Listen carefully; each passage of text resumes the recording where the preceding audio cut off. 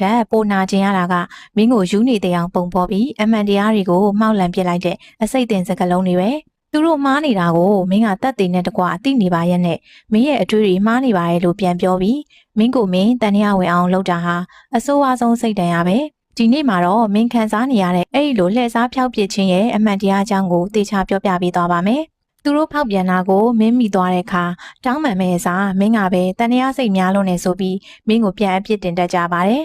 မင်းမြင်ခဲ့တာတွေကအထင်မှားတာပါလို့ညင်းဆိုရင်မင်းရဲ့အသိစိတ်ကိုသူတို့ကကစားပွဲတစ်ခုလိုထိန်းချုပ်ဖို့စူးစမ်းကြတာပါဒီလိုနဲ့မင်းဟာမင်းရဲ့မြင်ကွင်းနဲ့ခံစားချက်တွေကိုတောင်မယုံကြည်ရဲတော့တဲ့အခြေအနေထိရောက်သွားရတယ်သစ္စာဖောက်သူတွေဟာသူတို့ရဲ့အမားကိုဖုံးကွယ်ဖို့အတွက်မင်းကိုစိတ်ကျမ်းမာရေးမကောင်းသူတယောက်လိုပုံဖော်တတ်ကြတာထုံးစံပဲ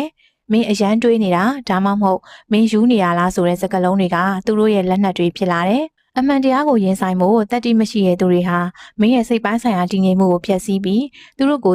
ကာကွယ်တတ်ကြတယ်ဒီလိုလှည့်စားခံရခြင်းကသစ္စာဖောက်ခံရတာထက်ပိုပြီးရေရှည်ဒဏ်ရာရစေတယ်ဆိုတာမင်းသတိထားမိပါပါမင်းကိုမင်းအမြဲတမ်းပြန်ပြီးမေးခွန်းထုတ်နေရတာဟာလူတယောက်အတွက်အလွန်ပင်ပန်းစရာကောင်းတဲ့စိတ်ပိုင်းဆိုင်ရာနှိပ်စက်မှုပဲသူတို့ကတော့အေးအေးဆေးဆေးရှိနေပေမဲ့မင်းကတော့ကိုယ့်ရဲ့တည်ရှိမှုနဲ့အမှန်တရားကြားမှာလမ်းပြောင်းနေရတတ်တယ်မင်းမြင်တာမှန်တယ်မင်းသိတာမှန်တယ်မင်းခံစားချက်တွေကလည်းအစစ်မှန်တွေပဲဖြစ်တယ်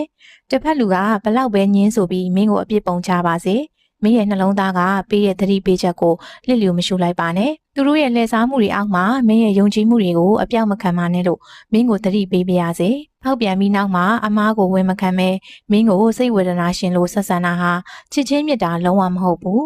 ဒါဟာအတ္တကြီးရဲ့သူတွေသုံးလေးရှိတဲ့ trap ပေါက်တစ်ခုဖြစ်ပြီးမင်းကိုထိန်းချုပ်ဖို့စ조사တဲ့ညီလန်တစ်ခုသာဖြစ်တယ်မင်းဟာသူတို့ရဲ့အပြစ်တွေကိုဖုံးကွယ်ဖို့အသုံးချခံရမယ်နေရုပ်တစ်ခုမဟုတ်တာကိုနားလည်ထားဖို့လိုပါတယ်ဒီလိုအစိတ်အသင့်ဆက်ဆံရေးမျိုးကနေရုံထွက်ဖို့ဆိုရင်ပထမဆုံးအနေနဲ့မင်းကိုမင်းပြန်ယုံကြည်ဖို့လိုအပ်တယ်သူတို့ဘလောက်ပဲဇလန်းစင်ပါစေအမှန်တရားကတော့အမှန်တရားပဲဖြစ်နေမှာပါမင်းရဲ့စိတ်ပိုင်းဆိုင်ရာကိုနှိပ်စက်နေတဲ့လူတယောက်ရဲ့စကားတွေကိုနားမယောင်မဲကိုယ့်ရဲ့အသိစိတ်ကိုပဲမြဲမြဲစုပ်ကိုင်ထားပါမင်းကယူနေတာမဟုတ်ဘူးမင်းကအထိခိုက်မခံလွန်းတာလည်းမဟုတ်ဘူးမင်းကသစ္စာဖောက်ခံလိုက်ရတာပါအဲ့ဒီအမှန်တရားကိုမင်းလက်ခံလိုက်တဲ့နေ့ဟာမင်းအတွက်လွတ်မြောက်မှုရဲ့အစပဲဖြစ်တယ်သူတို့ရဲ့လှည့်စားမှုတွေကြားမှာမင်းကိုမင်းပျောက်ဆုံးမသွားအောင်အမြဲတမ်းသတိရှိနေဖို့အရေးကြီးပါတယ်။နားလည်မှုတွေကပြင်းထန်နိုင်ပေမဲ့မင်းရဲ့အသိစိတ်ကိုပြန်လည်တည်ဆောက်ဖို့အချိန်ပေးလိုက်ပါ။မင်းကိုတန်ဖိုးထားတဲ့သူဟာမင်းကိုဒီလိုဝေခွဲမရတဲ့အခြေအနေမျိုးတဲ့ဘယ်တော့မှတွန်းမပို့ဘူးဆိုတာသတိရပါ။လိန်ညာလှည့်ပြားတက်တဲ့လူတယောက်စီမှာမင်းရဲ့စိတ်ကျမ်းမာရေးကိုအဆုံးရှုံးမခံပါနဲ့တော့။မင်းဟာတန်ဖိုးရှိခဲ့သူဖြစ်ပြီးရိုးသားတဲ့ဆက်ဆံရေးနဲ့သာထိုက်တန်တဲ့လူတယောက်ပါ။လှည့်စားသူတွေရဲ့စကားလုံးတွေကမင်းရဲ့အနာဂတ်ကိုဖျက်ဆီးခွင့်မပေးလိုက်ပါနဲ့။အမှန်တရားကိုလက်ကင်